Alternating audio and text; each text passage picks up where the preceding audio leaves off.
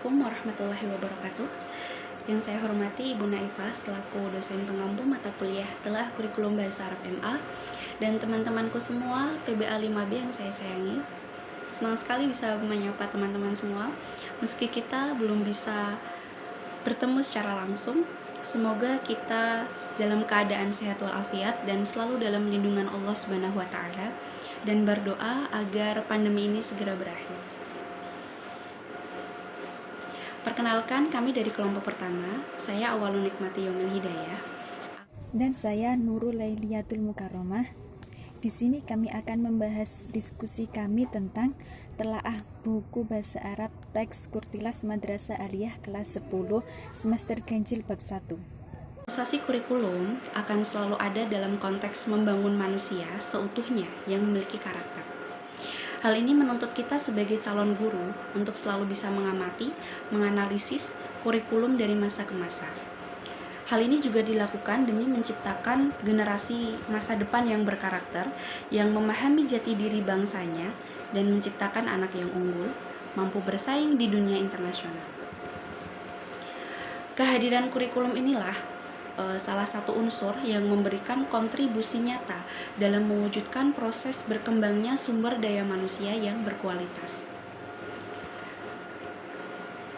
Pada gambaran umum buku, di sini diuraikan tentang beberapa hal.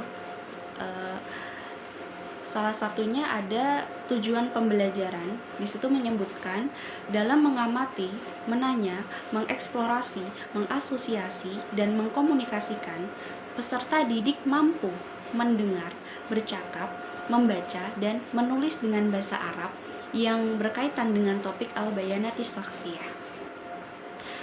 Sedangkan pembahasan materi bab 1 dalam buku itu dibagi dalam 5 bagian, yakni ada pembelajaran istima, pembelajaran hiwar, tarkib, kiroah, dan kitabah. Nah,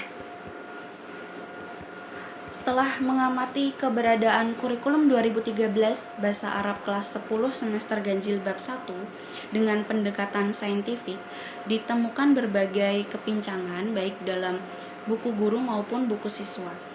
Di antara kepincangannya yang kami temukan pada aspek tujuan dan metode.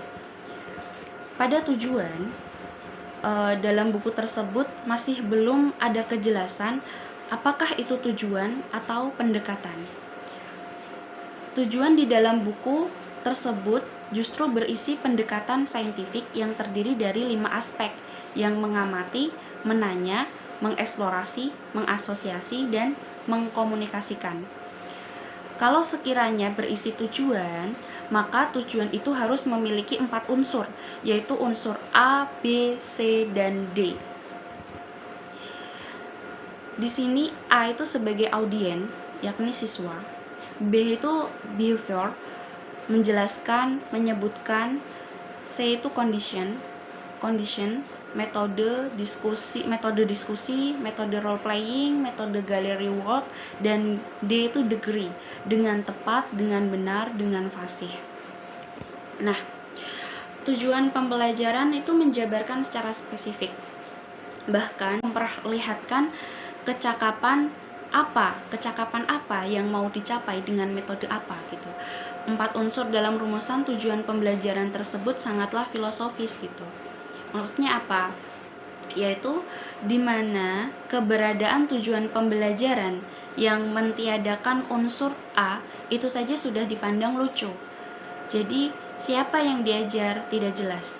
Nah, bila tanpa unsur B, setelah belajar siswa bisa melakukan apa yang tidak bisa terlihat gitu. Bila tanpa adanya unsur C, maka metode dalam pembelajaran itu belum ada. Padahal metode itulah yang merupakan cara untuk tercapainya sebuah tujuan. Dan yang terakhir adalah unsur D yang tidak kalah pentingnya, yakni degree. Degree itu dalam makna harfiah adalah level. Dalam konteks ini, siswa sudah tepat atau belum? Sudah benar atau belum? Sudah fasih atau belum? Dan sebagainya gitu. Dan ini menjadi tolak ukur tercapainya suatu pembelajaran. Jangan-jangan jika tidak memiliki degree sehingga siswa membaca itu belum benar sudah dianggap selesai. Nah, itulah mengapa tujuan pembelajaran begitu filosofis.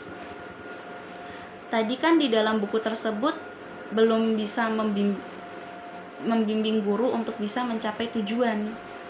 Karena menurut kami contoh rumusan tujuan pembelajaran yang tepat dan benar itu adalah melalui diskusi siswa dapat menjelaskan arti mufrodat dalam al-bayanati syakhsiyah dengan benar.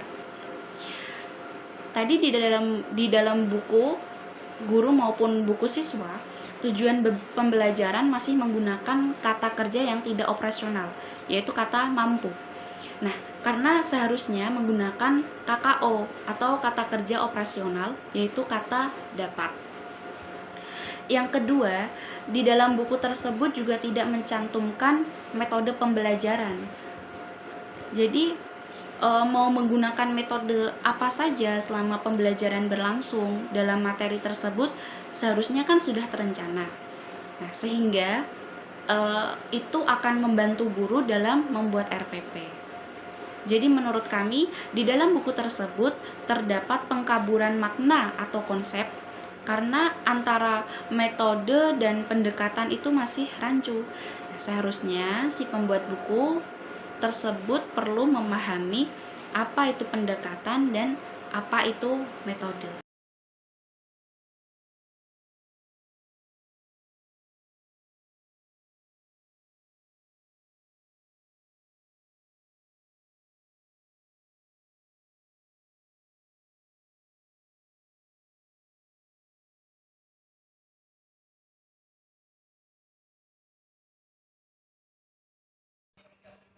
Bentuk soal pertama yaitu maharatul istima', yaitu mendengarkan guru membaca bacaan kemudian menjawab dari soal-soal itu.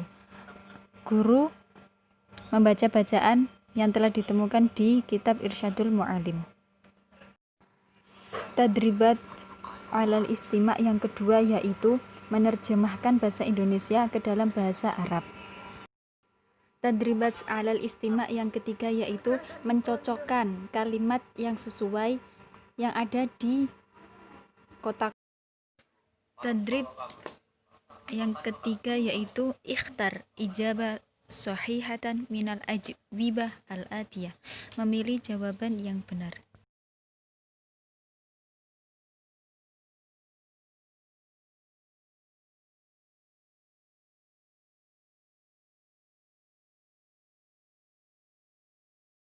Yang kedua yaitu maharatul kalam.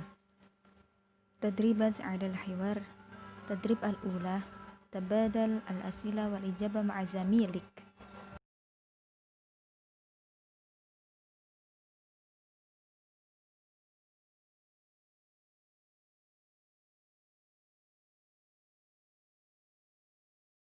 Kemudian tadribat ala tarkib. Tadrib yang pertama yaitu ayin asma'an nakirat wa asma'al ma'rifat fima ya'ti, menentukan isim-isim nakirat dan isim ma'rifat yang terdapat pada kalimat, kemudian ditentukan dalam kolom-kolom. Tadrib as-sani imla'ul faruh bi asma'in nakirah, yaitu mengisi titik-titik yang kosong dengan asma'in nakirah. Tadrib yang ketiga yaitu mengisi titik-titik yang kosong dengan isim makrifat.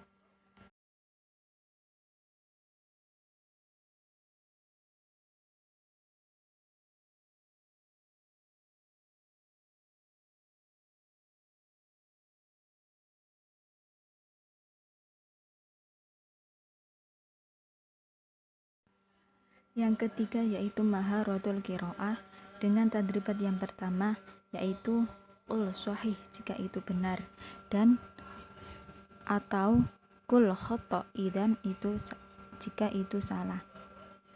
Wa sahih al khata', kemudian ditashih jika itu salah.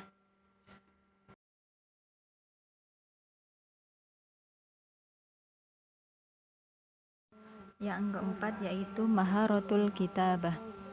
Tadrib yang pertama yaitu ratib al-kalimat litusbiha jumalan mufidatan ibtidaan minal kalimat allati tahtaha al-khat, yaitu menyusun kalimat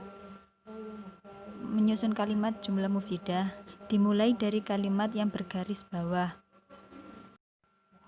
Tadrib yang kedua yaitu arif binafsik biimla istimarah al-atiyah, yaitu di situ mengisi identitas diri siswa. Tadrib yang terakhir yaitu hati jumalan mufidatan minal kalimat al-atiyah, yaitu membuat jumlah mufidah dari kalimat yang dibawa ini.